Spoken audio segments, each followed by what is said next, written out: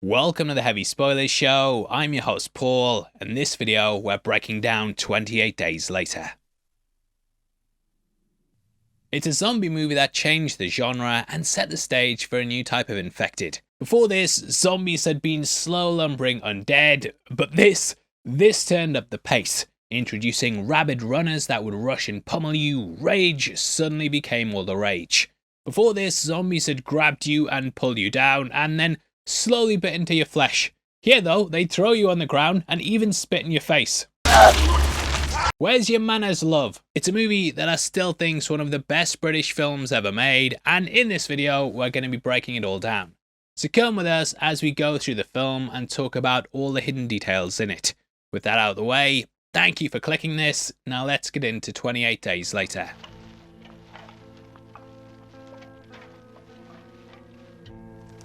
Hello!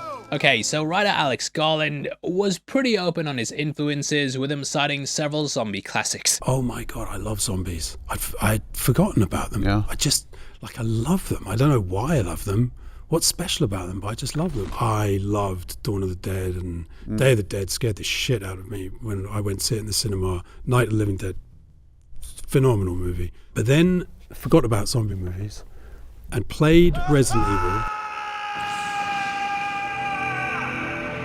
There was a game on the PlayStation, Resident Evil, and what Resident Evil did was it reminded me how much I loved zombie movies, and I thought, I love those, but there hasn't been one for ages. And after I got good at playing the game, I was thinking, the zombies are not actually very scary because you can kill them quite easily, or you can get away from them with a brisk walk. But there was something else in the game, which were these dogs.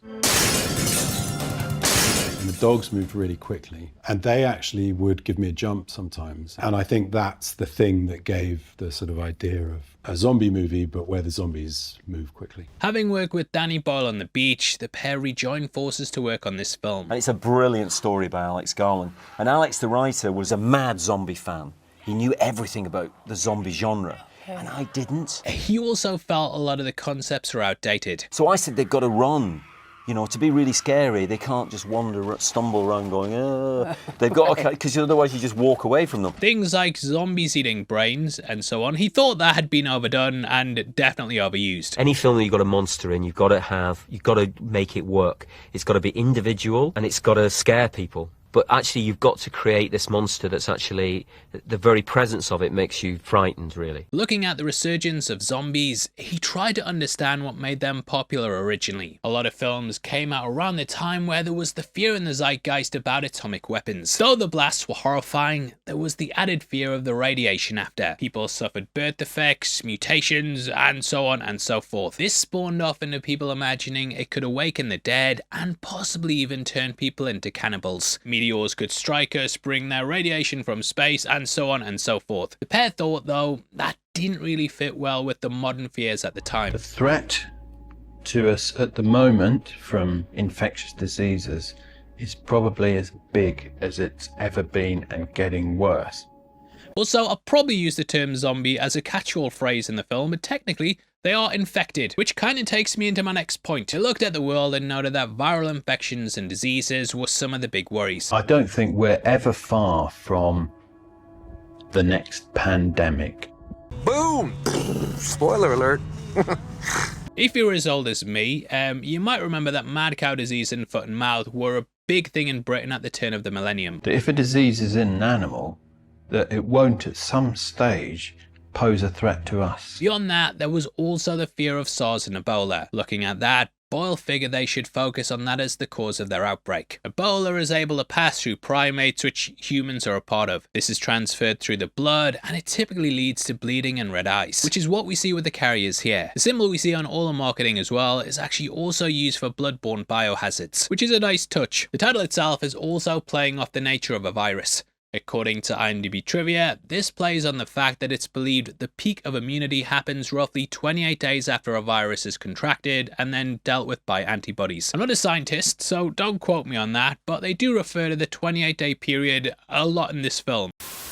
Now this video is sponsored by Zed Biotics pre-alcohol probiotic. Summer is coming and the weather's getting better, so I'm not going to be mad if you want to have some after work drinks outside the pub or even start a little earlier on the weekend. I forgive you. There's always the worry though that you might miss the next day. However, getting back on your feet is easier than ever with Zed Biotics. Zed Biotics pre-alcohol probiotic is an absolute game changer after a night out, and it'll have you back on your feet feeling refreshed and rested. You see, pre-alcohol breaks down the toxic byproduct of alcohol while you drink and sleep. Even though they always send me stuff for these adverts, I own my own box of bottles, and yeah, completely swear by the product. I've been using them and they've got me through many a day after. It always has me feeling great the next day, and to be honest, I've been absolutely gutted when I've been away and forgot to pack it because I know how much it helps. So now it's my go-to first drink of the night. I think you guys are gonna love it too, and all you have to do to get a 15% discount is click my link in the description below. The discount will be applied automatically when you click my link, so get 15% off by going there. And if you're not satisfied, they offer 100% money back guarantee, no questions asked. Just remember to make Zed Biotics pre-alcohol your first drink of the night, drink responsibly, and you'll feel your best tomorrow. Cheers!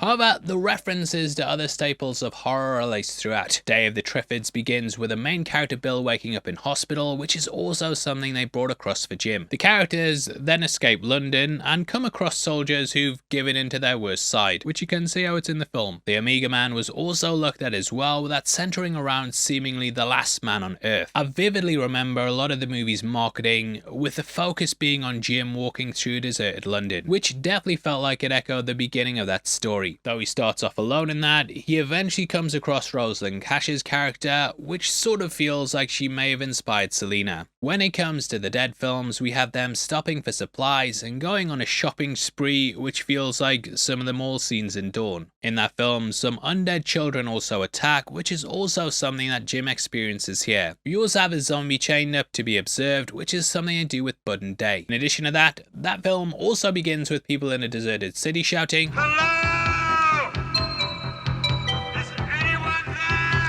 Though you could say it lived in their shadows, I think at this point it's definitely carved out its own niche. For as famous as the franchise is now though, getting it off the ground wasn't easy. Though the producers secured funding from the National Lottery, Universal refused to make up the rest. So Christopher Eccleston had to take a pay cut at the last minute to get it pushed into production. The movie was also shot on a Canon XL1, which was one of the first digital cameras on the market. I think it's beautiful for urban work. It has a grittiness about it that's magnificent for your city movie, really. This meant the crew had more room to maneuver and could pull off an almost handheld style quite easily. This is the way we record our lives. We are surrounded in this city by cameras. They're everywhere, and they're all these DV cameras, or types of them, and they're recording our every motion all the time. It's great because you can get so many different perspectives and you can do things that you can't do with big 35mm cameras. Before that, film cameras required someone with a stand, tripod, or carrying on their shoulders. A few occasions, you might just go, and there's a camera there, so you have to be aware of it all the time, But this allowed them to just shoot on the go. Which you've got to be aware of as an actor, because you can sometimes think it's a wide and there's one stuck in there that is covering you very close. This gives the film an almost homemade movie feel, and it makes you almost feel like you're part of the apocalypse yourself. It definitely suits the story, suits the British story, particularly that sort of slightly rough edge. They're currently rolling out a 4K version of the film, which as of making this hasn't been released. However, the movie is like super standard def, and I do think it's going to look like crap on the format. Either they keep it as it is, or we get the worst AI upscale since the dual TV version. I don't believe it. If you've seen it though, let me know below, as I do have it on pre-order, just for the steelbook. Either way though, this look was intentional, as it added to that gritty, grounded feel. For the ending of the film, they switched to 35mm, which gives it a much more cinematic look. So now we've moved to 35mm because we wanted it to feel like the film had opened up nature and freedom and some kind of hopefulness, yeah. However, keeping that dirty, cramped, cluttered feel for most of the film, it just makes it feel claustrophobic and Very, very gritty. And that takes us to the opening of the movie, where we begin with some news footage. Alex wrote all these images for the beginning, a lot of which were based on Sorius Samora's footage from Sierra Leone. I remember I had been to a country that was suffering some very intense kinds of hardships.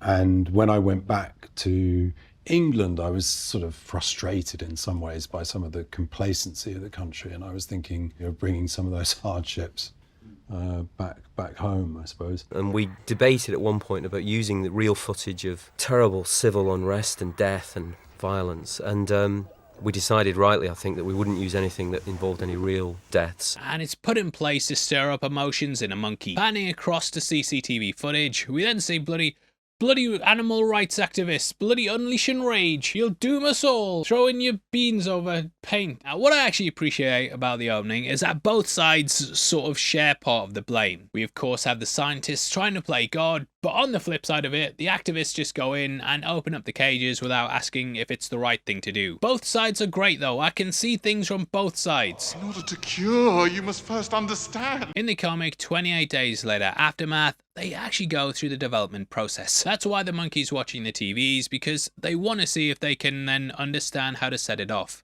and then diffuse it. The scientists want to build an inhibitor which will hold back the emotion completely. They'll distribute this through a contagion and thus put an end to rage. The comic has two characters called Warren and Clive, with the latter being angered by the project. They end up paying a prison officer to get a violent offender that they then test the virus on. Obviously he went crazy though, and thus they quickly kill him. Realizing they have to hide the body, Clive then ends up leaving the project. He then called the Animal Freedom Front, which explains how the group knew about the lab. What I love about the virus itself though is that rage is something we can all relate to. Garland and Boyle thought that when this becomes uncontrollable, it's a really interesting aspect of humanity. And it leads to the all permanent, appalling state of aggression. Feel this incredible rage which blots out any other feeling at all, and rage manifests itself in just totally wanting to destroy another person, destroy buildings. It's just about complete destruction. Imagine yourself in your worst moment of road rage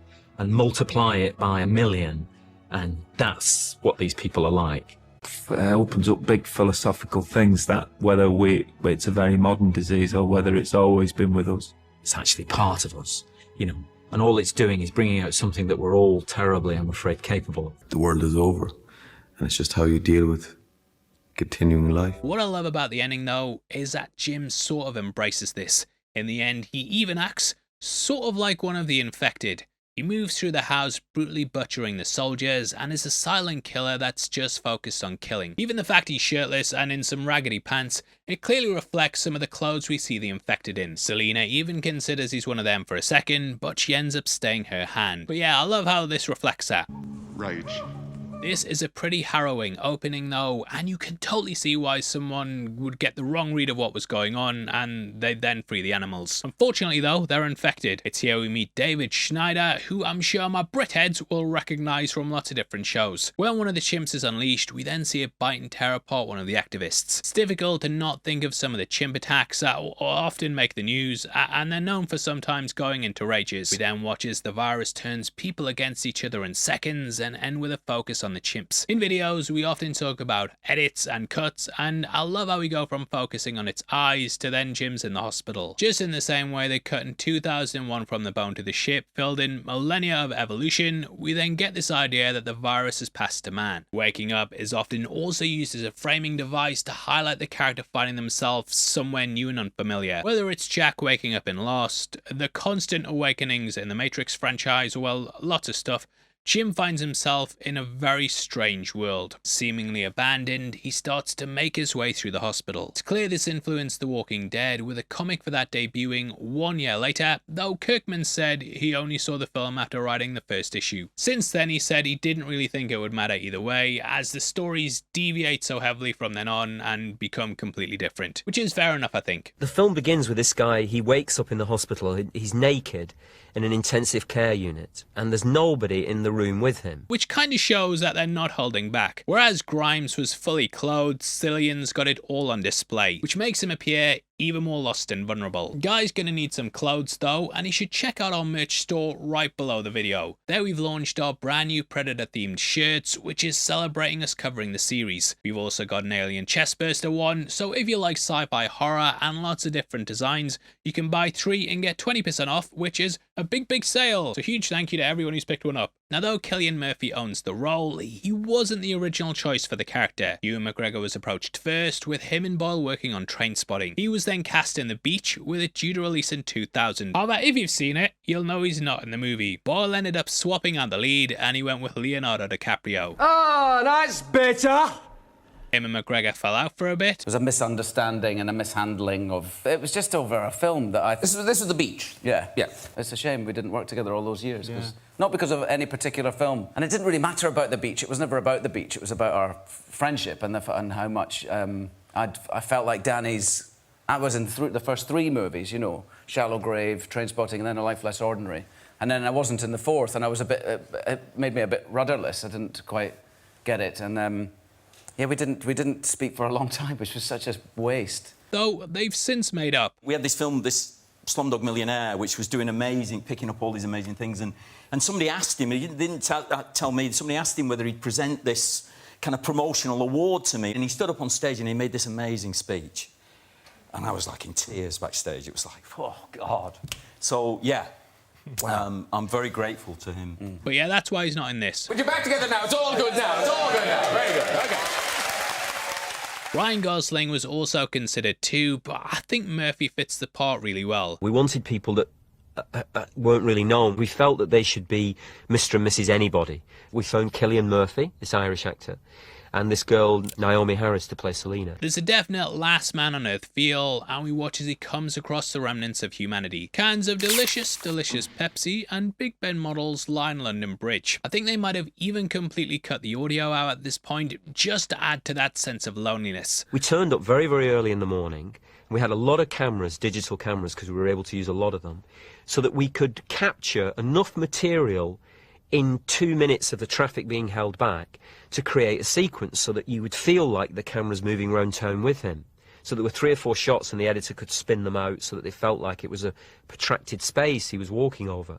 In fact, it's only like 2 minutes, 90 seconds that the traffic will be held for. Because even at that time of the morning, and even with a lot of traffic marshals who were usually very pretty girls that we sent out to ask motorists to wait, please, even then you only get 2 minutes of tolerance from people before they go, oh no, I've got to go to work, you know, and they go back into the rage, really, which we're all existing in cities. Jim then walks past a double-decker bus which is located just outside Downing Street. Just in case you don't know, that's where Britain's Prime Minister lived. The team asked the council if they could film for this shot, but they got denied, which yeah, you can kind of understand. But they showed up at 4 AM with the bus, saw no one was there, turned it over, shot the scene, turned it back up and then drove off. Mark Tilsley, the designer, swore blind to them that he could get it in and out of there in 15 minutes, and he proved himself right. And it kind of highlights how fast they were operating on in the film. Jim then comes across lots of money which is just left on some steps. This stuff is based on a photograph out of Cambodia after Pol Pot was driven out of Phnom Penh. There was money all in the streets because it was useless, and there's various kind of references like that we had, you know, which just gave us a visual image to kind of add to details of the story as he makes his way through the city. Also feel like this is a nod to Day of the Dead, as there we have the bank in the opening. We then pan down to see $100 bills lining the steps, which cements just how much society's over. It's over. Done. It's over! I remember my dad had all this cash, even though cash was completely useless. About 20,000 other people had the same idea. Coming across a newspaper, we then see a front page that details the timeline. As we learn in the film, Britain is the only one affected by the virus. Due to us being an island, the rest of the world quarantined us old chaps. This is actually hinted to us in the second heading, which talks about the mass exodus of Brits causing global chaos. Obviously, there would have been around 60 million or so here in 2000, so that many people leaving, yeah, you can see how it would have gotten messy. Luckily, due to the speed of the virus, there was no one who could have incubated it and carried it across. Thus, the rest of the world could easily stop other outbreaks. This incubation and immunity causes issues in the second film, and this is how it's able to spread. Now, the rest of the front page references Tony Blair, who was Prime Minister at the time. the military were ordered to shoot and kill, and that the government checkpoints were overrun. The UN then built giant refugee camps, but this caused chaos at the airports. So the government called for calm, all the roads out of London were gridlocked, which we see later, and now the US Navy patrols our waters, which again gives away the reveal that the rest of the world's okay. Next we have Jim walking past some missing posters. Usually the film was shot over 9/11, with posters like this being placed up in New York. This is this image that became, I don't know, prescient's not the right word because it's after the fact, but this was shot pre-September the 11th. It's an earthquake in China years ago where they'd done the same thing of trying to contact each other when normal communication breaks down. But we did it literally because we came up with the idea because there were billboards round Eros, the statue in Piccadilly Circus, and we thought, how can we use that? So if you're flowing, one kind of good, like something good comes out of things always, really, in a way. Good ideas come out of even problems, stuff. Though unintentional, this gained some criticism upon its release, with it being labelled as insensitive. Boyle has since said that had he shot it after, then they just would have removed this moment. We then see he picks up a postcard which has a quote from the book Nahum in the Bible. Nahum predicted the destruction of Nineveh, which was wiped out due to the sin of its inhabitants. And you can totally see how this would have been seen as a biblical event. As we end it, we then get a close-up on some of the notes. One of these is a kid's drawing where it looks like the military turned up and murdered the kid's parents, which is really messed up. Closing in on a missing child, that ends our opening montage. I love the way that the entire scene's set to music, and it just ramps up the longer it goes on. We didn't use music at first in this sequence, and that moment with the alarm going off used to give you a heart attack if you didn't have some kind of background music. So we used this track from Godspeed You Black Emperor, this French-Canadian anarchists who gave us permission to use their music, this driving, apocalyptic, climactic music, which I think is a wonderful addition to the film. The score for this film's incredible, and it just immediately grips you. Jim then travels to a church, and on this viewing, I did wonder if it was inspired by the postcard. Seeing bodies piled up, Boyle said he took inspiration from this after seeing a pile of bodies from the Kurdish genocide. When you decide on that and you clear them all out, the bodies in the street, then we came up with this idea that we'd put all the bodies in a church then, which was sort of influenced by stories that we'd heard about, particularly like stuff you read about Rwanda and places like that, with corpses ending up in churches. We thought it'd just be a dumping house for corpses, some kind of mortuary or makeshift cemetery. It felt like the film was evolving then out of the circumstances, and that he was understanding as he went along in the way that we are as well, because he knows nothing like we know nothing, or virtually nothing. Priests are seen as figureheads of the community, and they represent a guidance and pillar of religion. They're men of God, but being like this highlights how devastating the apocalypse is. Like, not even the religious are spared the end, which I think the bodies being piled up represents. The fact that a figure of moral guidance is also now a mindless killer highlights how society's collapsed. Jim ends up smashing him like the like button, and it's also the wake-up call that makes him realise he has to act. Running into the street, I love how we get a flicker of flame along the bottom. This is quickly revealed to be a Molotov, which is tossed at the petrol station. This actually caused a couple of issues though. Obviously, when you have an explosion at a petrol station, you kind of need to make sure everything's turned off. However, someone focused too much on that and forgot to notify the police. Thus, fire crews turned up and everyone was panicking. After a couple of hours, Boyle managed to calm things down, but you can imagine it causing a spot of bother. The moment where they hide behind the windows in the blast was also inspired by a photo that Boyle saw of an explosion in Northern Ireland. Jim's then taken to the underground, and Mark introduces himself by telling a joke. I love how our humour kinda stares as the last bastion of humanity, and even in dire situations like this, Mark's trying to keep a hold of it. Man walks into a bar with a giraffe. They just get pissed. The giraffe falls over. The man goes to leave, and barman says, "Oi, you can't leave that lion there." He says, "No, it's not a lion. It's a giraffe." Completely falls flat, and then we're introduced to the other end of humanity in Selena. Described as completely humorless, a nihilist, she's focused on survival. Now it's at this point Jim reveals he was a bike courier, which I actually love as a character type. He's not immune, isn't going to cure the virus, which Mark thinks he's a doctor due to his clothing. He's not a cop, not a soldier, not a fighter. He's just some dude The dad and the daughter we meet later on as well, you know, they're just regular people, but it adds to this realistic nature of the film. Scattered around this room are also lots of lottery tickets and a stand behind Mark's head. The film's budget was obviously helped out by the company, so yeah, they put this in as a little nod to that, explaining how the virus was initially thought to be riding. Something about it seemed a little different. It started happening in small villages where people didn't typically tend to cause an uproar. They quickly realized as well that those infected couldn't be reasoned with. What I love about this film is that because the people are still alive, they're able to be killed like how you'd kill a normal person. We've all seen zombie films, yeah, where one gets shot loads of times and then they do that moment where they get back up and they're like, "What? I just shot you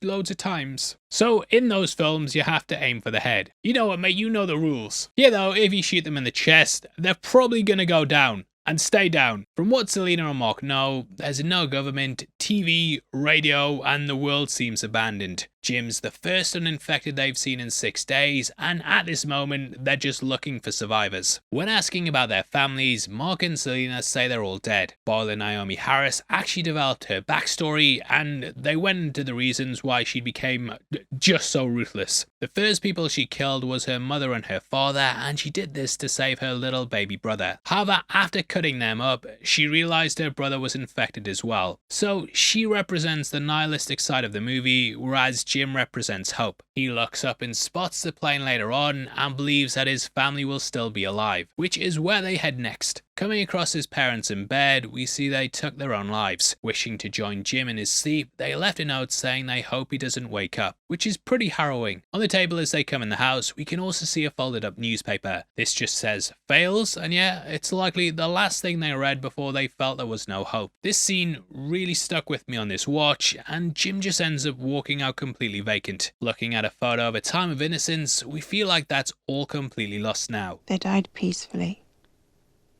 You should be grateful. Now it's here that Mark tells the story about how he and his family went to the airport. Being unable to bribe their way onto the plane, he had to fight to get out of 20,000 people. Literally climbing over people to survive, he saw the face of his infected father in the crowd. He'll never forget it, and it hammers home how lucky Jim is that he doesn't have something like that as the final memory of his dad. And yeah, not exactly good what he saw either, but in comparison better, which shows how bleak everything is. Yay! Jim then lights up a candle and goes to the fridge. I remember I actually had this fridge, which I could tell off the dial at the top, so I relate it to the movie. Watching an old home movie of them just unpacking the shopping though, it reminds him of how the little things have been lost. This moment of happiness is then broken up by the infected, because yeah, don't put a bloody light on, mate. Turns out this is Jim's neighbour Mr. Bridges along with his daughter. Priests and neighbours are supposed to represent friendly figures, so it further hammers home how much has been lost. I also feel like the father and daughter thing is set up to later reflect Frank and Hannah. It's at this point that we then discover Mark's been bit and Selena goes at him without a second's thought. Jim's just in a horrendous situation now, and yeah, I love how it just shows how screwed he is. The Now Playing podcast really dived into the archetypes and how Jim's up shit's creek without a paddle. You've got the infected who are constantly trying to kill you, and then your saviour, your hero, is a woman who will cut you to pieces if she thinks you're infected. Alright, yay! Selena then explains how the infection works. I love how as they walk past 3 clocks, she also discusses how long it takes for the infection to strike. These clocks have also all stopped, which highlights how the world stood still. If you look at the second hand on the middle one, you might also notice that it stopped at 28. Noticing some flashing Christmas lights, this almost seems too good to be true. Christmas lights are some of the last things you put up during the apocalypse, so it represents a glimmer of the old world still being alive. This is hope, and like the North Star guided people towards Jesus' birth at Christmas, these lights guide them to a place of refuge. They'll have to ascend to get to it though. Clambering over some trolleys used to bar the stairs, they then make their way to the top. I love how Jim has to stop though, because guy's crashing out. This guy was in a coma for weeks and probably hasn't had proper food for a while now. Them Maltesers at the station ain't cutting it. It just humanizes him a bit though, and whenever I crash out like this, I think of this moment. Drink some more delicious Pepsi, mate. Sponsor us Pepsi, please. Unfortunately though, it's broken up by the infected arriving. Selena just sprints off, and I love how Jim's just screaming for her to wait. Selena! Wait for me, please! Wait, Selena! Wait for me! It's shows how self-centered she is and also gives Frank a badass introduction. Rocking right, yeah, he saves the day and then gives them safe harbor. This changes the dynamics of the movie, and I love how friendly Brendan Gleeson comes across as. Just happy to see anyone else alive. This is great. It's just great.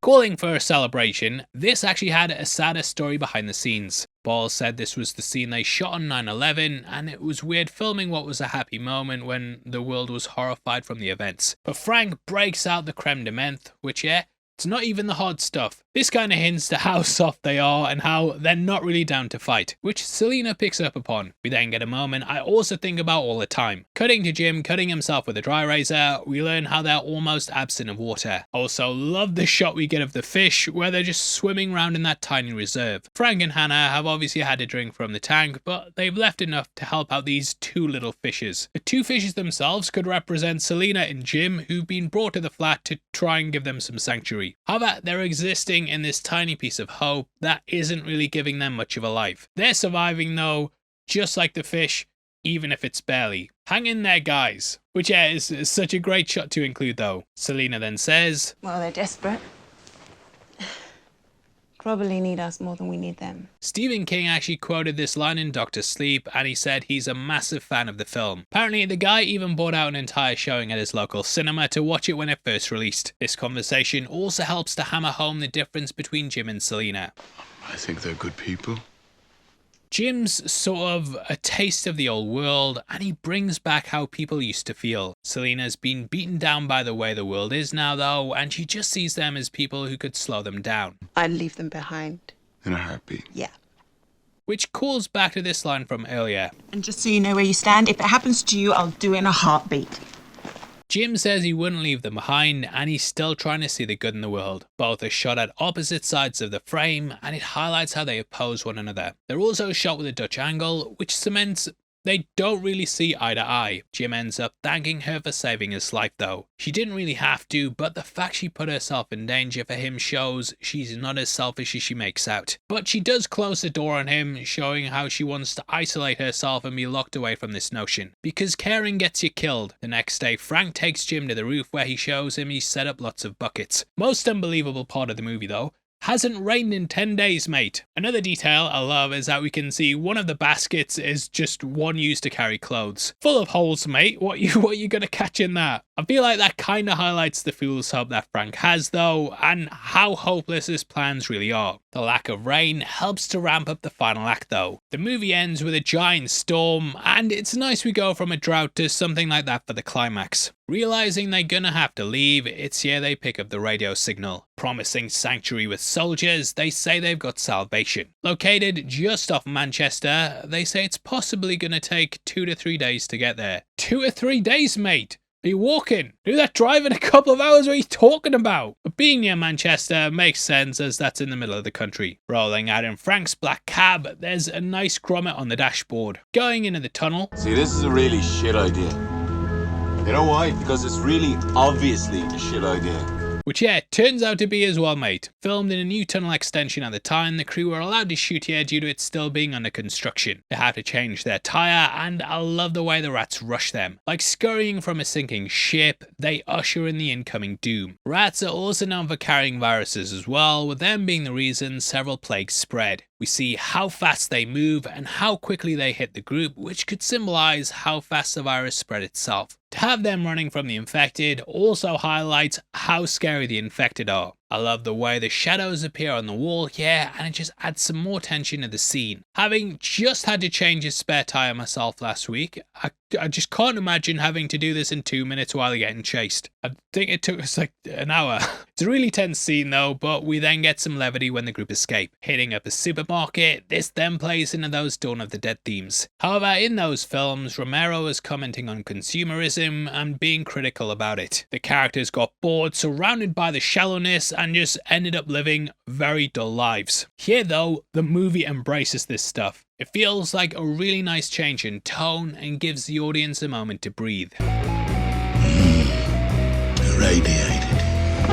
These lasting longer than the other fruits is even shown at the end because the apples are still intact at the mansion. Another National Lottery sign as well. If I never see another chocolate bar again, it will be too soon. Yeah, I love that bit because they've just been eating nothing but junk food for weeks now. Frank upgrades from the creme de menthe as well and picks up a single malt. This somewhat carries a darker side to it though. Come the mansion, when we join West, we see him drinking this same bottle. Now Playing Podcast pointed out how throughout the film you get these constant different father figures. The first act is the priest and then the second act is Frank. Come the third, we get West, who somewhat wants to co-opt this family unit. He takes the apples, the booze, and even takes Frank's daughter. However, these are all twisted and taken to darker places. I feel like each act also looks at different sides of humanity. The first is a focus on the infected, and the second's about friendship and family, whereas the third is the darker side of what's in us. Now Playing also brought up how you can very much see the film as a road trip, and there's clear apocalypse now illusions. In it we go on a journey in which we travel to the heart of darkness. The soldiers at the end represent that, and they've given into their baser instincts. They shoot the infected for fun, play games involving death, and even chain up a man who was once their friend. They also want to force themselves on Selena and Hannah. West invites Jim into this, but in the end he rejects this deal. West, just like Colonel Kurtz, is a military figure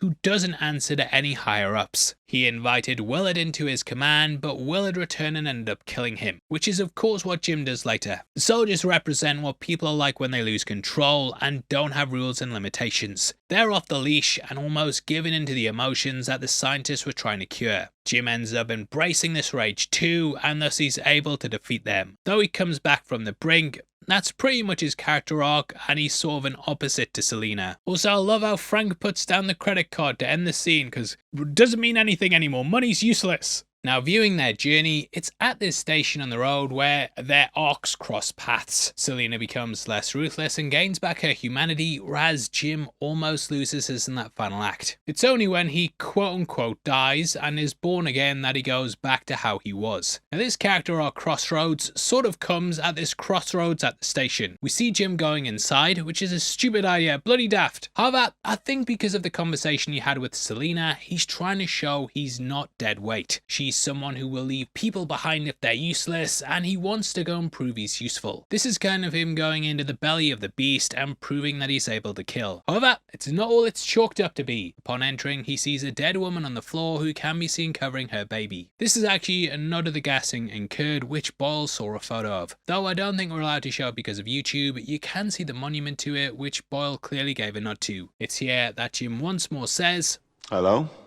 This again gets him in trouble as the infected attack. This not only repeats the scene from the church, but it also comes full circle at the end. When the plane flies by, we see they've laid out a message, which, yep, says hello. In the end, it shows that even after all Jim's been through, he's still willing to say this. The hope hasn't died out. As humans, hello's one of our friendliest greetings, and it highlights he still sees the good. Even after being grabbed by that kid zombie, Jim goes in looking to prove himself, but all he does is kill a child. This further plays into the loss of innocence and how the world's slowly eating away at him. The kid is also the only infected we see talk. It kind of just speaks to the mind state the infected are constantly in, and they just hate everything they see. I don't think it's any coincidence that we immediately cut to Hannah, who's around the same age. Jim went in thinking he was gonna find something big and bad and could be a hero in killing, but he's just killed someone who wasn't much of a threat, which yeah is pretty bleak in itself. Jim won't even tell Selena what was in there, and the group then end up heading out. Seeing these completely empty roads is crazy if you're from the UK because yeah, M1, always manic. For this, police slowed traffic in both directions until it gave a gap for 1 minute's worth of film. Done between 7 and 9 AM on a Sunday, it's a big feat that creates this really impressive effect. Now, you just do it with CGI, but back then, they had to do it for real. Pulling over, the family then watched some horses galloping through the fields. Like a family. Do you think they're infected? No.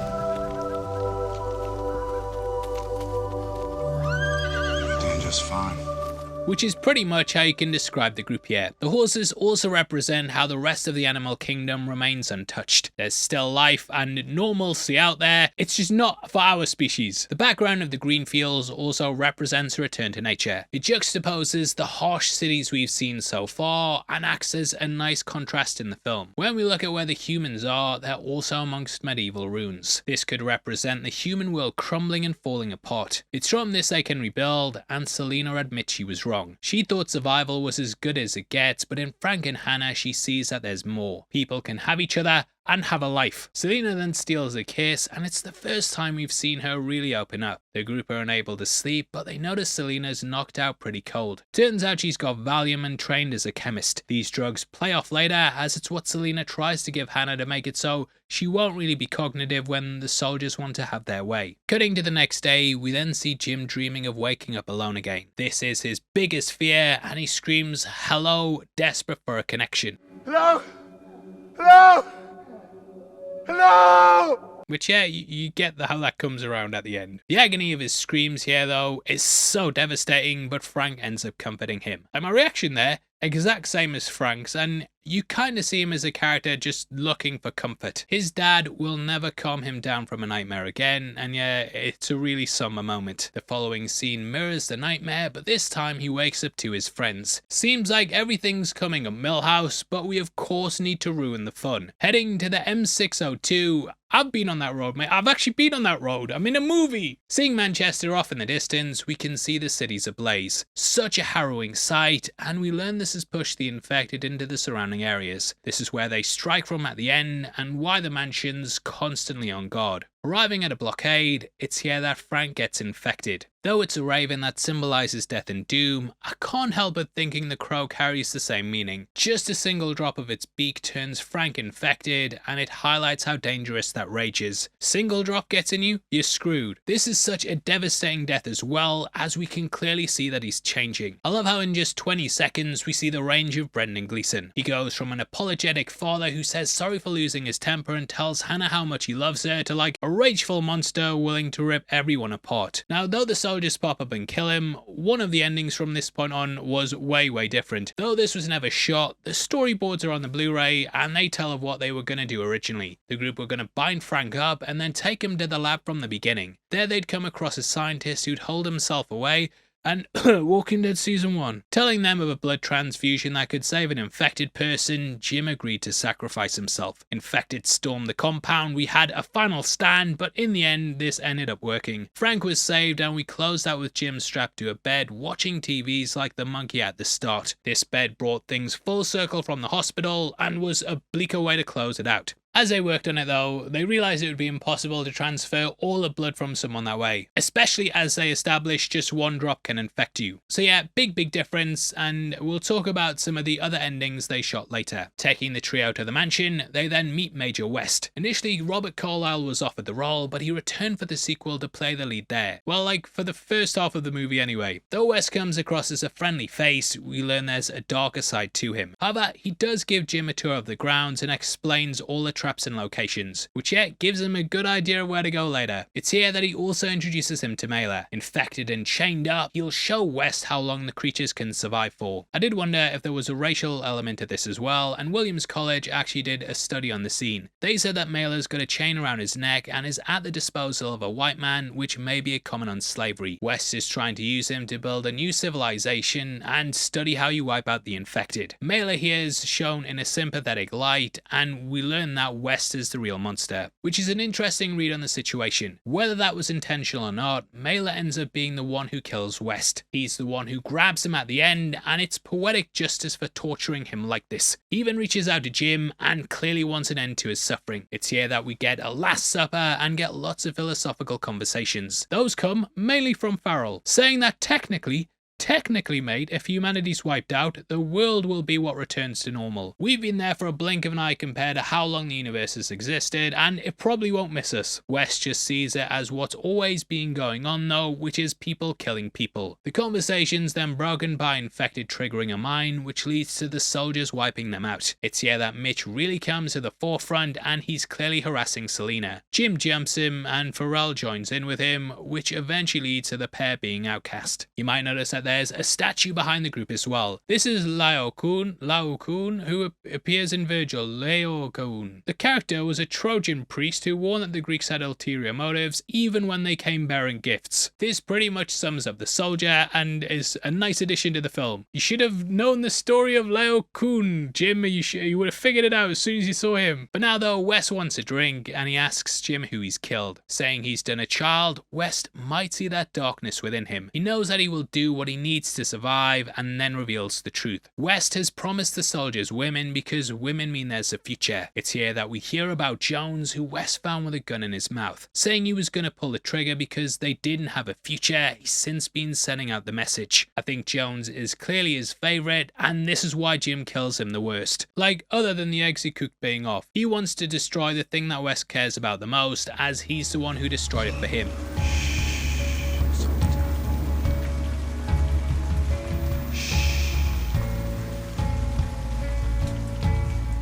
Chained to a radiator, it's difficult not to see similarities to real-world hostage takings. There's something that the subtitles also show you as well that you can't really hear in the audio. You see, that's what they're doing a few hundred miles from here across the channel, across the Atlantic. They're eating dinner and they're watching the fucking Simpsons.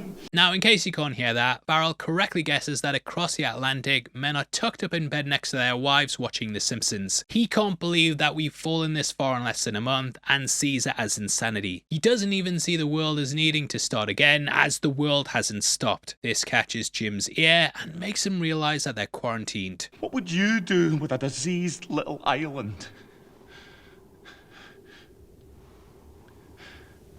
They quarantined us. Which is confirmed by what happens next. Taken to the woods to be killed, we can see this is where they hide the bodies. I do wonder how many times they've done this, and if they were even infected. Going to stick Farrell with a bayonet, this is something Jim later uses himself, showing how the turntables. Hiding amongst the bodies, he climbs over the walls and heads to the woods. This is when Jim notices the plane, which is almost like a shooting star across the sky. Going back to those Christmas lights earlier, you've got the shooting star above Bethlehem potentially, and these images just add that feeling of hope. Whereas Selena said earlier she would leave people behind that slowed her down, we see Jim isn't like that. And yeah, what's going on with Selena and that is horrifying as well. This is much worse than the infected to me because those people can't control themselves. Sexual assault is real though, and it just highlights the worst of humanity. Especially because of how young Hannah is. Selena buys them time by saying they'll dress up for them, and this is where she gives Hannah the drugs. Now, though I slagged off the look of the film before because of the crappy camera, I actually love the way it makes the raindrops look. There's a bit where they almost appear like hailstones, and it just adds to the world beating down on the characters. We then return to the mansion and watch as Jim unleashes Mailer. Though the movie makes it seem like they fight out on the second floor, this is actually a bit of movie magic. The mansion's owner, they actually lived upstairs, and they only gave them access to the ground floor. So everything was shot on that level, but shot to make you think they were on the second floor. It's movie magic. Mailer then ends up breaking in, and whoa mate, don't bloody vomit on him, mate. That's rude, that. What I love though is that it lets us see how quickly the infection can spread, and yeah, if you scale this up, it gives you an idea of how it would have happened throughout the country. To the most epic use of music ever. We then watch Jim enact his plans. Just the way this entire scene's edited, the slow build of the piano, you get sucked into these moments. And yeah, there's a reason why they brought this score back for the opening of the second one. Titled In a Heartbeat, this piece by Jim Murphy was also used in Kick-Ass, which the composer scored as well. A bit lazy that, mate. The trailer of Metro 2033 and I Know Who Killed Me also featured it as well, and yeah, what a banger. The way it builds up and dips is perfect, and we get such a good scene where Hannah hangs off the mirror. If you've ever been really drunk or high and looked in a mirror as well, yeah, chances are you felt like the infected does here. No idea what I even am. Finally, Jim makes his way to Mitchell and kills him in a violent feat of rage, pushing his eyeballs in with his thumbs. This is something that would also be repeated in part 2. Selena then has Jim at her mercy, but she hesitates, bringing things full circle. That was longer than a heartbeat.